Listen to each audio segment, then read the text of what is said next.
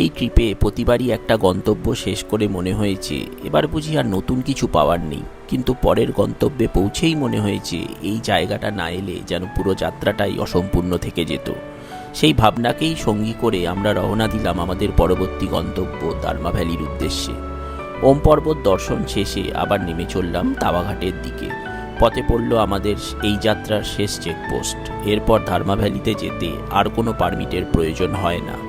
তাওয়াঘাট পেরিয়ে ডান দিকে মোড় নিলাম। সামনে প্রায় ৪৫ কিলোমিটারের পাহাড়ি রাস্তা, কখনো ভালো কখনো ভাঙাচোরা, আর মাঝে মধ্যেই একের পর এক ঝর্ণা।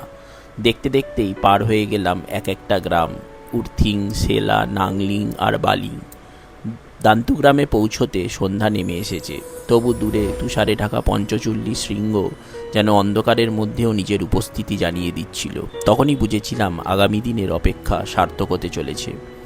ধৌলিগঙ্গা নদীর একদিকে দান্তু, অন্যদিকে দুক্তু গ্রাম।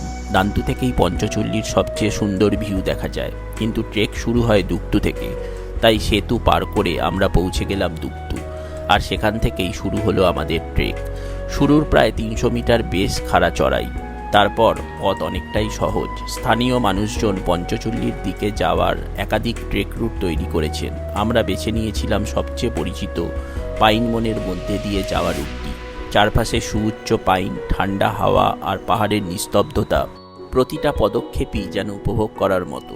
প্রায় ১.৫ ঘন্টা পরে পৌঁছে গেলাম পঞ্চচল্লি বেস ক্যাম্পে, কিন্তু আমাদের লক্ষ্য ছিল আরও সামনে, 0 পয়েন্ট। বেস ক্যাম্প থেকে সেখানে পৌঁছতে আরও ২ থেকে ২.৫ ঘন্টা হাঁটতে হয়, আর দুক্তু থেকে 0 পয়েন্ট ঘুরে ফিরে আসতে পুরো ট্রেক সম্পূর্ণ করতে সাধারণত ৬ থেকে ৭ ঘন্টা লেগে যায়। যত এগোচ্ছি ততই বদলে যাচ্ছে প্রকৃতির রূপ। পথে দেখলাম প্রজাপতি জীবনচক্র, বিরল ব্লু পাইন আর অসংখ্য পাহাড়ি ঝর্ণা। অবশেষে পৌঁছে গেলাম 0 পয়েন্ট। সামনে বিশাল পঞ্চচল্লি, মনে হচ্ছিল হাত বাড়ালেই যেন ছুঁয়ে ফেলতে পারবো। এখানেই নিজের চোখে দেখলাম ধৌলিগঙ্গার উৎসস্থল। সেই অনুভূতি ভাষায় প্রকাশ করা সত্যিই কঠিন। ফেরার পথে শরীর ক্লান্ত ছিল, কিন্তু মন ভরেছিল এক অদ্ভুত তৃপ্তিতে। আবার মনে পড়ল সেই কথাটা, প্রতিটা গন্তব্যের পরই ভেবেছি এবার সব দেখা হয়ে গেছে, কিন্তু আজ বুঝলাম পঞ্চচল্লিকে এত কাছ থেকে না দেখলে হয়তো আদি কৈলাস যাত্রাটা সত্যিই অসম্পূর্ণ থেকে যেত।